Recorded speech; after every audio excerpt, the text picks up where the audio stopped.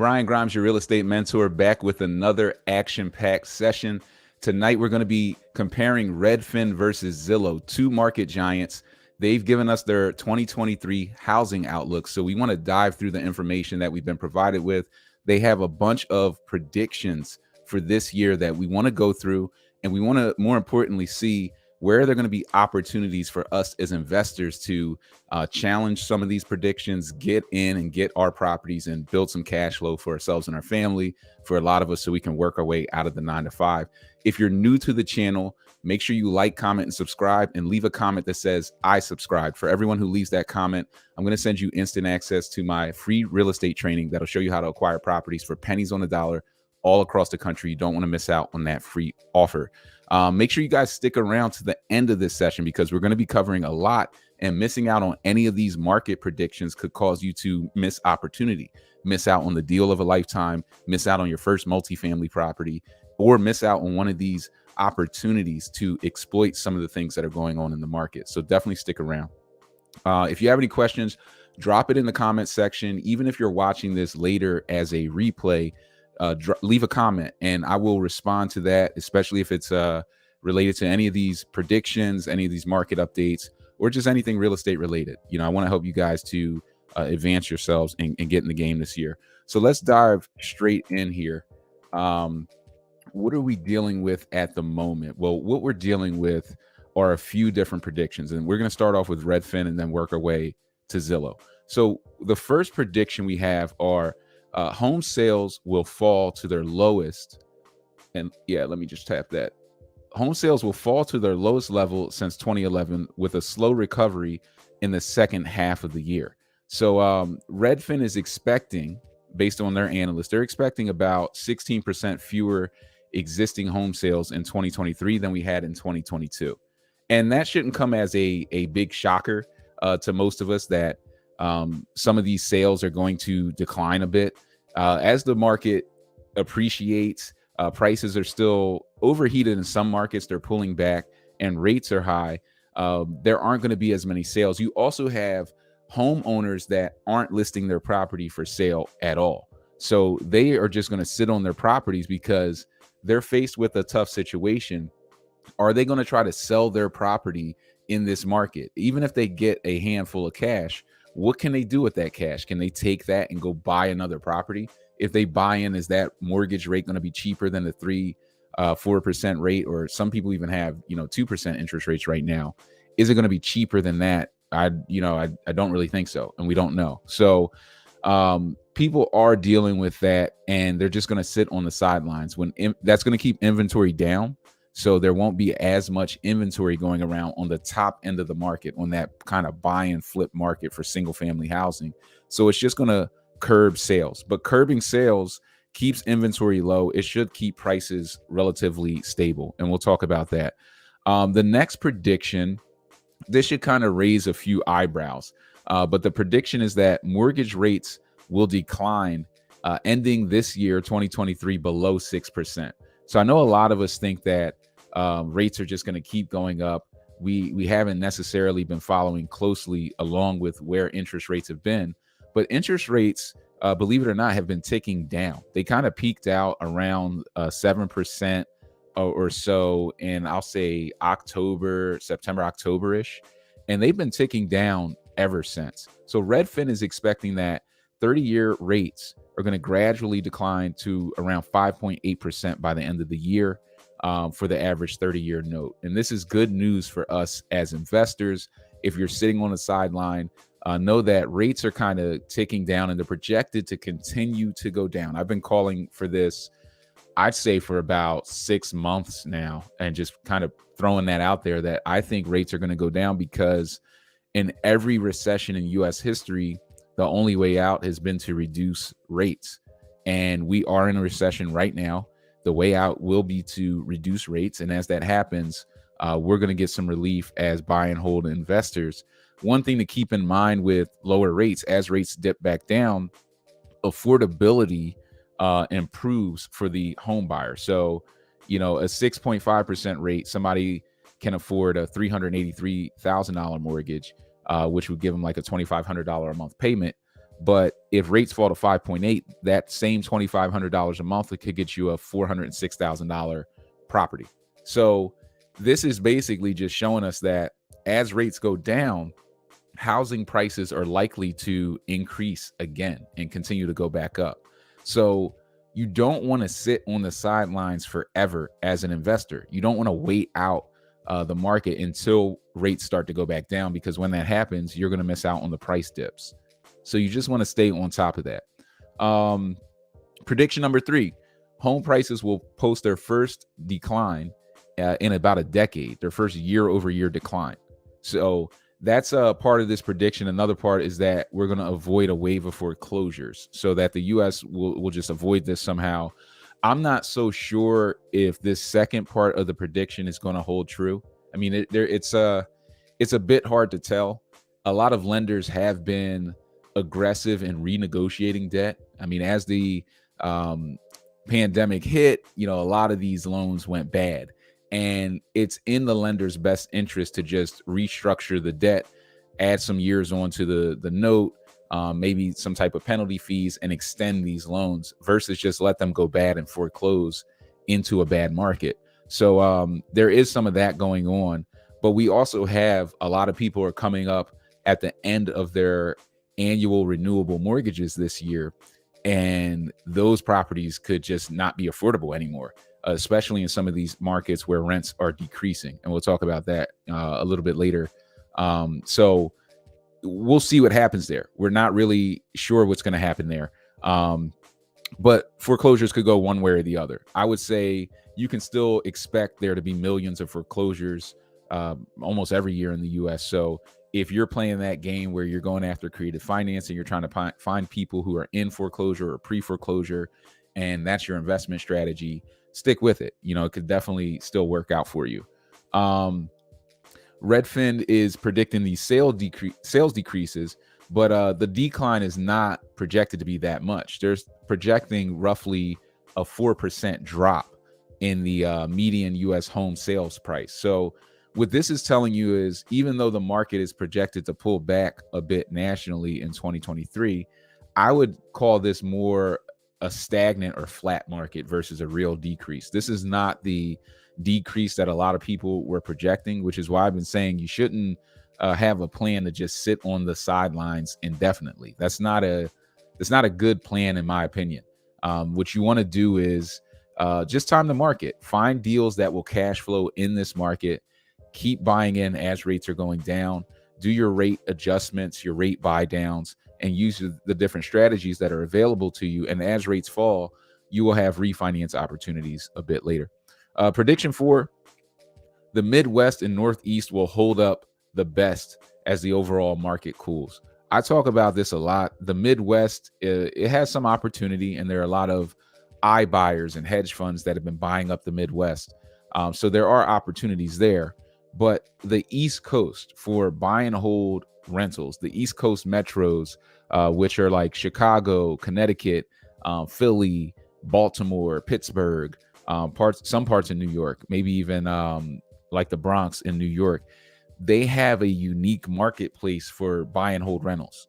Low property taxes, high rents, high density, good traffic, good amounts of migration, people moving in, good jobs, markets.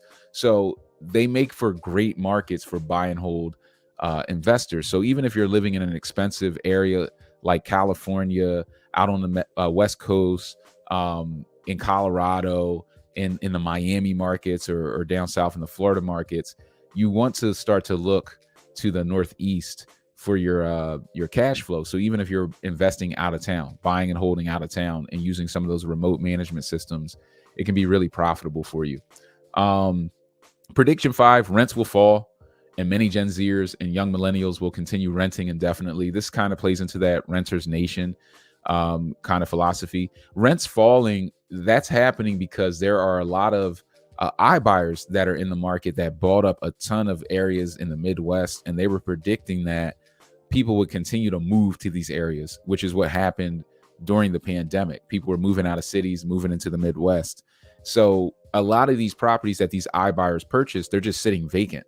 And as more and more properties sit vacant, rents will start to fall a bit in those markets. They're not falling nationally, but they are falling, a lot along the Midwest, and there's a lot of pain within that marketplace. So you can expect rents in any event to kind of stay a little bit more stable, but we'll kind of get into that in a later prediction here. Builders, prediction number 6, builders will focus on multifamily rentals. This is something that I'm telling all my people to do, especially my people that are in the boots on the ground program, where we're building properties for you. And whether you're going to flip those or keep those as a buy and hold, we're instructing you to go after the multis. The multis have more cash flow. They can fight back against these higher rates and these higher carrying costs. There are always different investors out there as well who want to buy multifamily rentals. So in terms of the resale market, even if the market falls a bit in terms of pricing, or there aren't as many high-end single family flips, the investors are still there and they're still buying multifamily like nonstop. So buying and flipping, even if you want to buy and flip, you want to buy and flip a multi, because you're always going to be able to sell that to an investor or somebody who wants to live in one unit and rent the other. There's just always a market for it. The single family buy and flip market can ebb and flow, but the multifamily market is strong. So we're seeing builders are really focused on this, and I think you guys should focus on it too. Prediction number 7, investor activity will bottom out in the spring and then rebound. I wouldn't pay too much attention to this. It's hard to predict what investors will do, when they'll do it. We'll just have to kind of wait out the market and see what these different investors kind of do out there. Prediction number 8, Gen Zers will seek jobs and apartments in relatively affordable mid-tier cities. This will ring true. I mean, people are definitely price shopping. America has an affordable housing crisis, and affordability is king. So people will definitely up and move from one city to another. This is a reason why I tell you guys to invest in sister cities. These are the cities that are next to the most expensive cities. So think about places like New York and then Philly, or New York and Connecticut. You get people priced out of some of these markets like New York, and then they end up moving to Philly, right? Because it's cheaper. The taxes are better. The cost of living is better. So you always want to, if you're building affordable housing or in this space, which I think you guys should be in, because it's definitely profitable, especially during times of recession and market pullbacks, you want to buy in these sister cities, not in the most expensive cities. Prediction number 9, migration from one part of the country to another will ease from the pandemic boom. This is just, people moving way across the country, one end to the other. That's going to kind of die down a bit. People are going to really resettle back into the major cities where the jobs are, and just, make the money and kind of lay low. It seems like most people aren't even worried about the pandemic anymore, if you ask me. Prediction number 10, rising disaster insurance costs will make extremely climate risky homes more expensive. I've seen this in markets like Louisiana, definitely in some of the markets in the South and Florida and parts of California. The insurance premiums are going through the roof. I've seen rates increase, 60%, upwards of, 100+%, coming into, January of 2023. So prices are going up, and this will just kill. If you're a cash flow investor, this just kills your cash flow. If your rate doubles and your premium goes up $1,000 or $2,000 a year, that's just cash flow coming out of your pocket, going to the insurance carrier. So this is a reason to also tap into the Northeast, where they're not dealing with hurricanes and natural disasters like you're seeing in the South and in some of these other areas like Louisiana. So you just won't deal with it, and that's more cash flow in your pocket. Prediction number 11, more cities will follow Minneapolis. The YIMBY example to curb housing expenses. This is the yes in my backyard. YIMBY. Yes in my backyard is basically a philosophy of allowing people to do things with their properties, not being so strict about single family zoning, allowing people to convert their properties to multifamily, and just being more developer friendly. This is phenomenal. This is something that we'll probably do a separate video on, just to talk about the opportunities that this will open up for us as investors. But you want to see more of this as a developer, as somebody who's thinking about full gut renovating properties and building housing, affordable housing, workforce housing. You want to be in states and cities and municipalities that have this type of philosophy, because they're going to make it very easy for you to go in and create housing that doesn't exist within the marketplace, but that provides affordability. And this makes investing, you can turn a property into a gold mine. So you definitely want to pay attention to this, and we'll drill down to that again. And then prediction 12 talks about buyers, agents, commissions. We won't spend too much time there. I want to keep plenty of time for us to do some Q&A if you guys have any questions. Let's talk about Zillow. Zillow only has 5 predictions, a lot less than Redfin, but some are overlapping, some are not. According to Zillow, the Midwest is going to be like front and center in 2023. They're thinking that the Sun Belt is going to have a strong pull. And they're just kind of talking about that area. I mean, the Sun Belt, the Midwest has pretty much been the focus of iBuyers. It's been the focus of people like Zillow, which is why they're talking about it. People like Redfin, some of the other iBuyers out there as well. Open Door, they bought a ton of homes throughout the Midwest and the Sun Belt, and it's been shaky. It's been shaky nonetheless. Prices have pulled back aggressively there in some of these markets. We've seen rents just kind of decrease because there's an oversupply of housing now. There aren't as many people. People have moved back to the cities. So these markets will be in flux. There will be a lot of different price changes there. There's going to be a lot of activity there. So if you want to see, different opportunities or big price drops, look in the Midwest. You can see some deals there. I wouldn't bank on it for cash flow. The Northeast is going to be the king of cash flow, but definitely keep an eye on the Midwest. Number 2, buying with friends and family will gain momentum. This I have actually seen a lot of, so I can speak to this. A Zillow survey fielded this spring found that among successful recent home buyers, 18% had purchased along with a friend or relative who wasn't their spouse or partner. And 19% of prospective home buyers intended to buy with a friend or with a relative within the next 12 months. So people are essentially pooling their money together as smaller groups, friends, buddies who want to invest. They're going in and buying these houses together. Now, you guys know my philosophy, right? My philosophy is real estate is a team sport in terms of development, building construction teams, and just having leverage. Ownership is a solo sport to me. So owning properties with others, it can be a nightmare. There's enough to deal with in real estate with just the properties, just the construction, and just making decisions there. If you have to battle somebody on every decision you have to make to get in and out of a deal, that can be a nightmare in itself. So ownership, I like to do it alone. I like it as a solo sport in terms of owning properties. Even for some of the people in our Boots on the Ground program that we build houses for, they own those, solo. I just believe in that. I practice what I preach. I want you guys to own these properties solo. If you need money to buy your first property, check out the video I put together on down payment assistance programs and how the government will give you free money to buy properties. But when in doubt, do it solo. You guys can do it. You have the ability. If you need the knowledge, you can tap into the mentorship. It's much cheaper to pay a mentor than to partner up and pay somebody 50% of the profits in perpetuity for the rest of the deal, right? So get a mentor. Is much cheaper, and you'll get much more value than even partnering up with somebody else who doesn't know much about real estate but just has a few dollars. So that's my take on that. But this stuff is happening, and there are on the flip side, there are investor groups. So guys who just invest and they just want to buy and flip, and they put their money together. If you're going to do a deal with somebody as a buy and flip, that can be good. That can be good. If you're doing it with your spouse, that's fine. You want to buy and hold with your spouse, cool.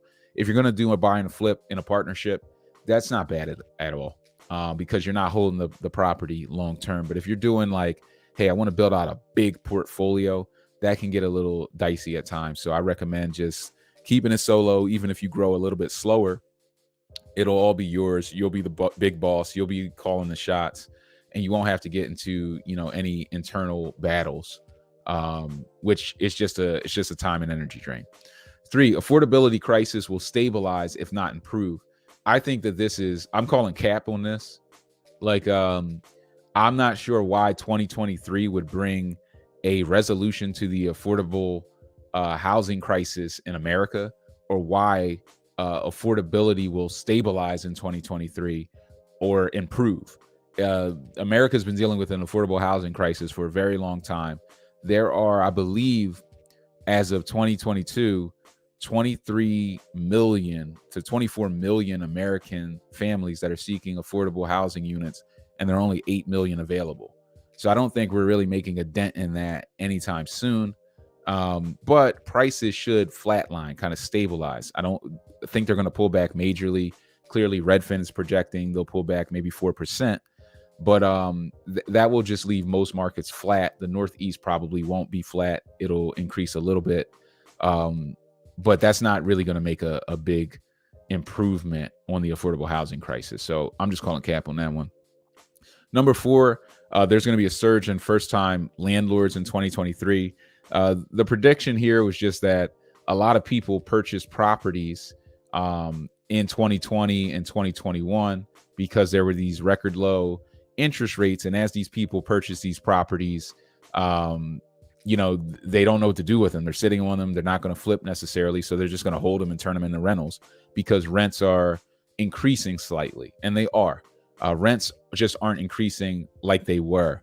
Rents have been going up, 10, 11, 12% in a lot of these markets year over year. Now they're going to get back to norms or just stay relatively flat in a lot of these markets. So as rents are increasing in some of these markets, and they're rising faster than home values over the next year, many will choose to just rent out that property. And it's not a bad option. And you should think about the fact that rents are rising pretty quickly. So homeowners, landlords are passing off the cost of increasing housing prices onto the tenants. They're just increasing the rents. I've seen rents. I had one property recently that was off the market. I had family living in the property, and they were living in the property for maybe 3 or 4 years, right? So this thing's been off the market. And I put this thing back on the market recently, and the rent is up like $400 a month. I couldn't believe it on a one bed apartment. And I'm like, man, this thing's up $400 a month. Wow. The rents are just jumping through the roof. So when you're playing this game, even though prices can increase on you, or rates can go up, or taxes can go up, or insurance premiums can go up, as long as rents are increasing with that, you can continue to invest comfortably. So you have to keep an eye on rents. And how you do that, I'll jump into quickly, is you would go to places like Zillow and just look at what's for rent. Go on their website, source out rentals. You can go on websites like renometer.com as well. You guys know that website. I'll pop it up quickly. Rentometer.com. You can hop in here and just check out the rent. You can plug in any address, how many beds, how many baths it is, and they will give you the rent and kind of what's happening there. So you just want to keep your eye on rents as much as possible, because that's going to allow you to be safer as an investor. And then number 5, new construction strength will be in rentals. So once again, the new construction, the developers, all of the focus from the development side right now is on the rental market. Everybody's building into multifamily rental housing because it's hot. It's just hot. It's safe. And when you have multiple streams of income coming in from one investment property, that is going to just be a safer bet for you.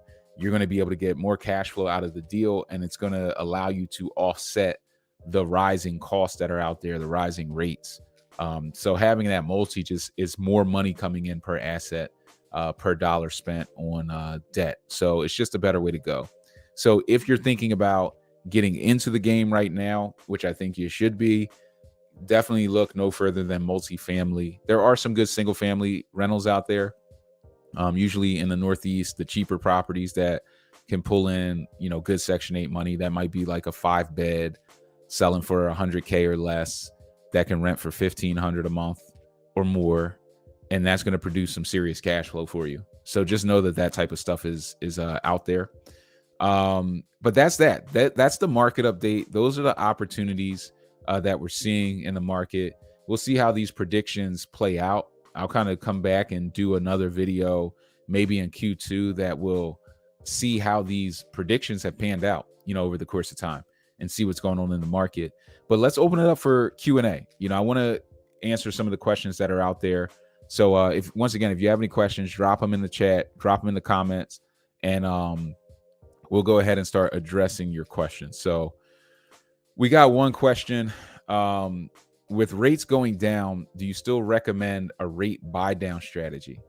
And that's a good question. I do recommend a rate buy down strategy, because you're still trying to wait out the perfect rate out there. So the perfect rate, it's going to take some time for that to hit. Rates are projected to continue to go down for the next, we'll call it 2 years. And then maybe they go up after that. I really don't have that crystal ball to know where rates will bottom at and if they'll bounce back up. I would anticipate that rates are just going to be lower for longer. This is kind of the new normal. I don't think that prices can sustain being this high and then you have rates go up to 10%. It's just going to collapse the market. It's not going to work. People will stop buying. Even the investors will stop buying, and the market will just kind of collapse. So I don't project that will necessarily happen. I think rates will be kind of lower. But the question is, with that rate buy down strategy, it depends on what you're doing. I recommend one of the like 3-2-1 or 2-1 rate buy down strategies, where you're just reducing the rate for a couple of years, 2 or 3 years, and trying to time the market, because the projection is that rates will continue to go down for the next 2 to 3 years from what the Fed is doing. So you can definitely do that.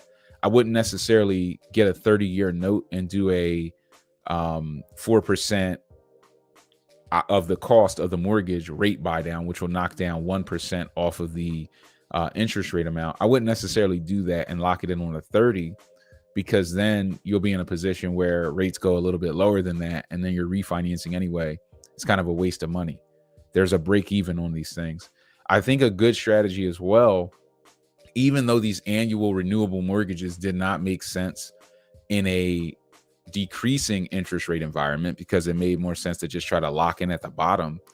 Now that we are at a bit of a higher rate and we are projecting that rates are going to fall within the next 2 to 3 years, having like a 5-1 arm, a 5-year lock-in, and then an annual renewable mortgage, what it's going to do is it's going to reduce your interest rate today, and you will have 5 years at that reduced interest rate, and then you can kind of time the market, see what it's doing a couple years from now, and refinance yourself down into a better rate. So I think that could be a really good strategy if you're just thinking about doing some types of rate buy downs there. So that's what I would say there. Any other questions out there about any of these market updates, anything real estate related, drop it in the comments section. I'll hang out, for a little while to see any questions that you guys have. And certainly if you guys are spent just getting back into the new year, we can, wrap this thing up early. And definitely, you guys are going to want to watch this back and just stay tapped into this information as you're making your decisions throughout the year. Once again, if you're new to the channel, like, comment, subscribe, leave a comment that says I subscribed, and tap into that free training. You can also click in and tap into one of my free trainings here. If you see what's scrolling at the bottom of the screen, the www.workwithgrimes.com/cash flow. There's some good trainings there as well that'll get you guys started, show you how to acquire properties for pennies on a dollar, show you how to get into creative financing, and get some experience within this game before it is too late, because I do think we're dealing with a window of opportunity here. There won't be deals on the market indefinitely. There won't be opportunity indefinitely. So you're going to want to really focus in this year. This is going to be that year for a lot of people to get started and get their first deal and get their buying opportunity. So as always, we'll do final calls, going once, going twice, 3 times, sold. Appreciate you guys for tapping into this session. If you enjoyed the content, make sure you stay tapped into the channel. Hit that bell. Make sure you get an alert. We're dropping a lot of new content to keep you guys tapped in. I appreciate everybody for tapping in tonight. Definitely be safe, be smart with your investing, And if you have questions, you guys know how to reach me. Leave a comment. You can get to me however you got here, email, text, whatever got you here. Just reach back out, and we'll keep you guys tapped in and updated as we go on along on this journey. Brian Grimes, your real estate mentor, signing off.